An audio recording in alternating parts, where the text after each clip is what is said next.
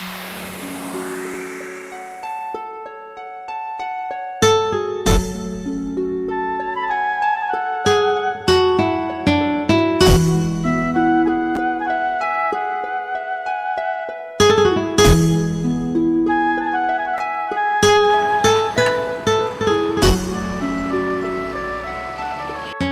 الرابع أول ما بديت أشارك في المسابقات كنت دائما أخذ المركز الأول.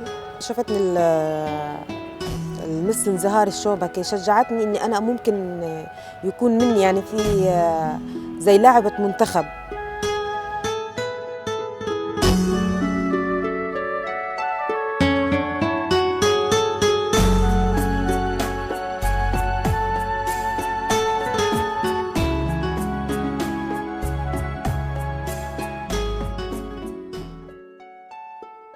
شاركت في بطولة الأقصى لألعاب القوى للفتيات مع جامعتي، وأحرزت المركز الأول على جميع الجامعات. وصار في فترة تدريب إلي على إني أنا أشارك برا خارج فلسطين. صار في معسكرات في مصر في المعادي. شاركت هناك على تجارب بيني وبين البنات المصريين كانوا أكبر مني سناً. برضو كنت أخذ المركز الثاني الثالث على جمهورية مصر العربية.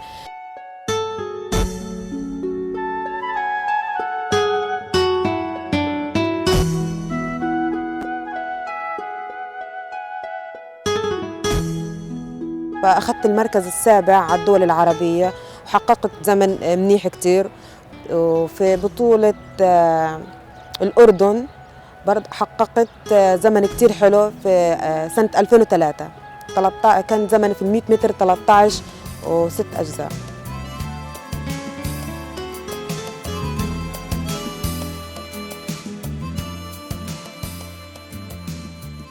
هناء أبو معالق كانت هي البطلة الوحيدة في السرعة في مسافة 100 متر وال200 متر. مثل فلسطين في أكثر من محفل، أمثال بطولة الجمهورية في مصر احتلت مراكز متقدمة وجيدة وأزمان متقدمة. فهناء كانت من أحسن اللاعبات في التطور في مستواها، ولكن حظها في الإصابات كانت يعني تؤثر عليها كثيرا.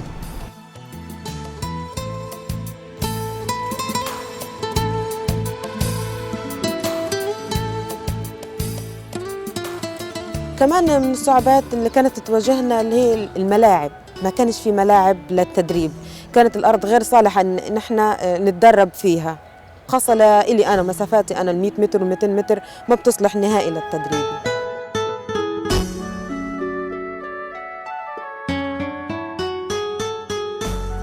هناء كانت تمتاز بالقوة البدنية وتمتاز باللياقة البدنية العالية، ولذلك تم تأهيلها اللي هي تتدرب للمسافات القصيرة. ومن عام 2005 حتى الآن ما فيش لاعبة في فلسطين سجلت الزمن اللي أحرزته هناء أبو معلق.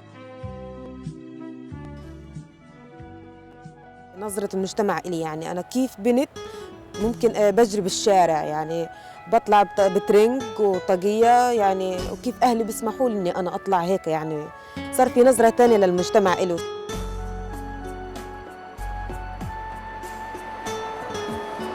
الحصار كان في أثر كبير علينا وعلى التدريب خاصة.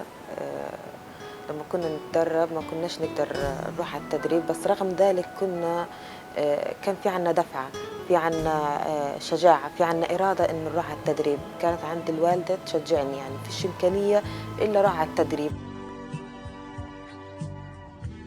تعرضت لإصابة بعد بطولة غرب آسيا 2005. كانت إصابتي اللي هي تجلط بالأوردة. تعالجت لمدة 8 شهور، ما بين 8 شهور و9 شهور.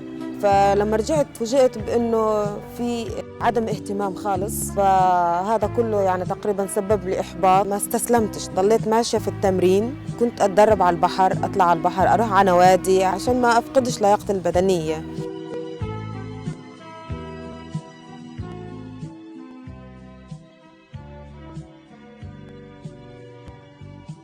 رغم ذلك قررت أني أنا أسجل في تربية رياضية في الجامعة عشان أطور من نفسي، أطور من اللياقة البدنية اللي عندي. ورغم كل هذا كنا بنواجه صعوبات كتير من ناحية الكهرباء، يعني بكون علينا دراسة، تحضيرات، امتحانات، بس إنما الكهرباء كتير كانت بتقطع عنا.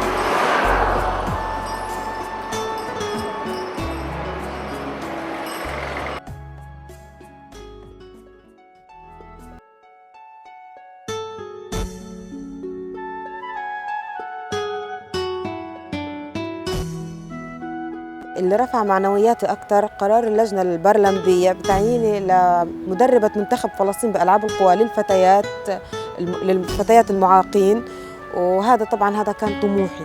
أنا سعيدة كثير إني أنا بدرب بنات طبعا معاقين بصريا ومعاقين حركيا، وبتمنى إنهم يوصلوا لمستوى أعلى ويجيبوا أرقام ويحققوا أرقام للمشاركة خارج فلسطين.